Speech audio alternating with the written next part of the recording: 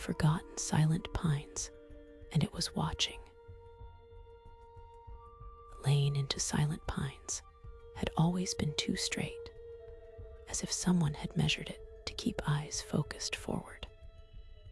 Mara paused at the cracked sign that still bore type from a long-ago developer, promises about community and light. The houses leaned around a narrow street like reluctant hosts. Most windows were dark. One upstairs window of a weathered two-story burned with a small, steady glow despite there being no visible occupant. That glow felt, immediately, like acknowledgement. Mara had returned with a pocket full of reasons she had told herself, and a quieter one she wouldn't speak. A photograph she couldn't locate in her memory. A face remembered as a shape rather than detail. She walked slowly, as if the town's silence might hold the missing piece if approached carefully. Her lantern made a small island of light. Leaves shimmered with the soft sound of insect wings. The people who remained watched from porches, or did not watch at all, their eyes polite and thin. Tom Haverson greeted her with a nod that felt like a question. He was the sort of man who remembered names and kept quiet about most things, which made his words weighted when they came.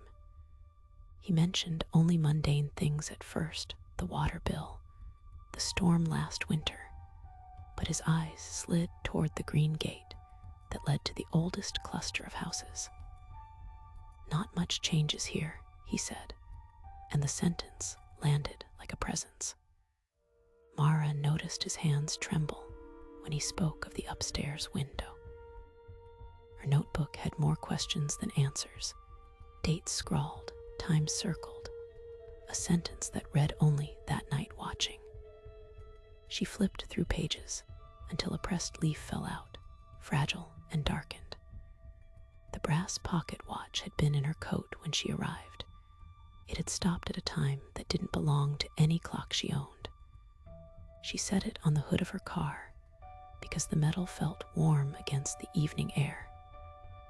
The watch's face, frozen, seemed to stare back like a pupil without a body. At night, sounds rearranged themselves.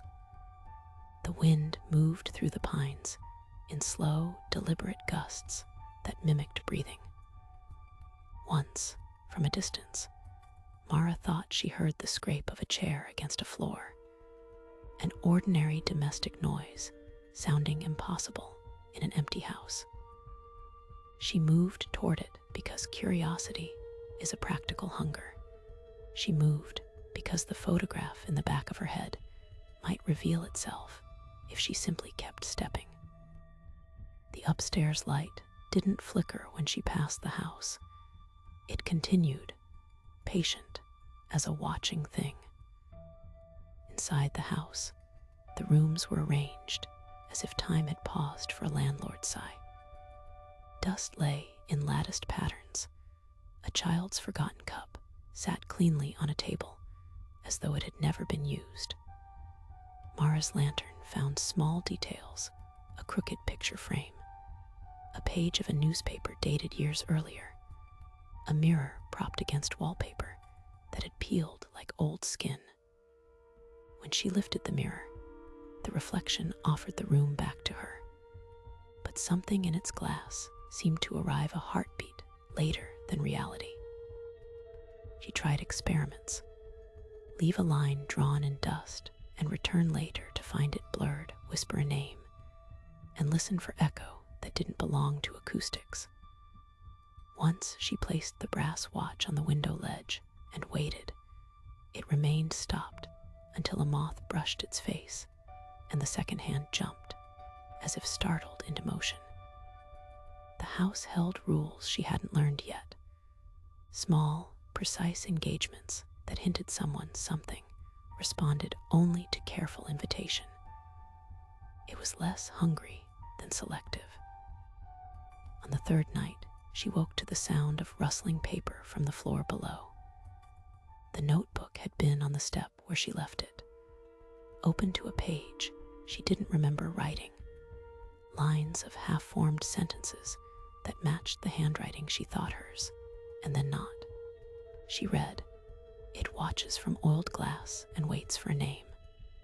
The words were hers and belonged to a stranger. The sentence ended without a period, an unfinished invitation that made her chest hollow with expectation and fear.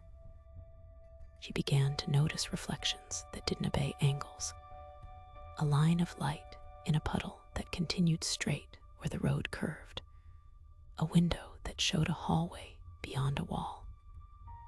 Perhaps most unnerving was the afterimage in mirrors, the faint sense of someone still standing where no one now stood.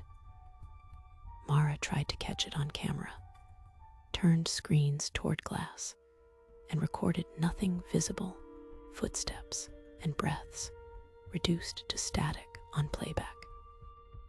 The presence preferred less direct records, memory, implication, things you could only prove to yourself.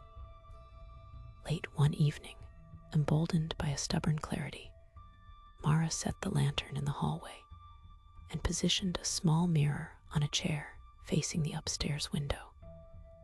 She sat on the floor with the watch in her palm, notebook beside her like a map of questions. Waiting became work.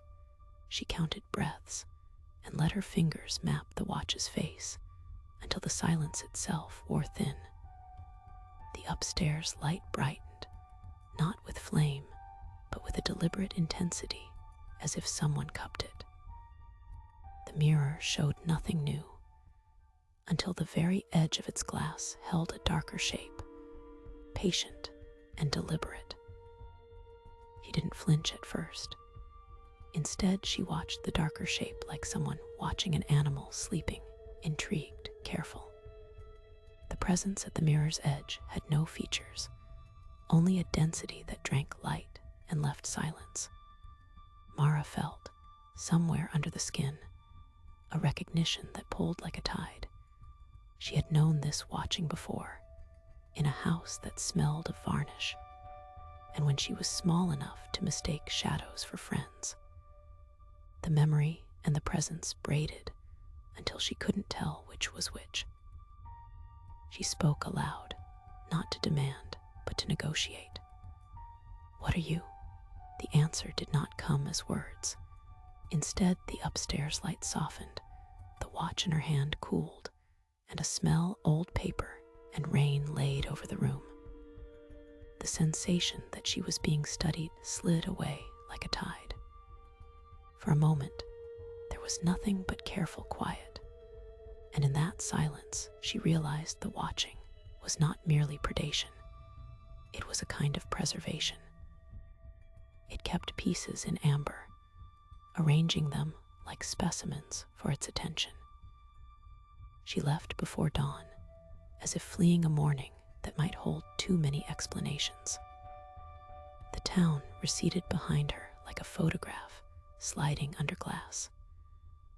Days later, in a city much noisier and bright, Mara caught her reflection in a cafe window and froze. The corner of the glass held that same dark density, patient and inexplicable. It did not move when she jerked her head, and when she reached to touch the watch in her pocket, it was warm as if it had never cooled. She realized, with a sick tenderness, that some places do not surrender what they claim. She kept the notebook in a drawer and added a final line, not as closure, but as a question left carefully in case the watching ever returned. If you keep what you wish to remember, what do you lose when you give it back? The sentence hung there in her handwriting like a key. At night, sometimes, a faint glow would appear at the edge of her apartment window, never fully bright, just enough to suggest a presence outside its frame. She learned to sleep with one eye slightly open, the way someone keeps a small, necessary secret by their bedside.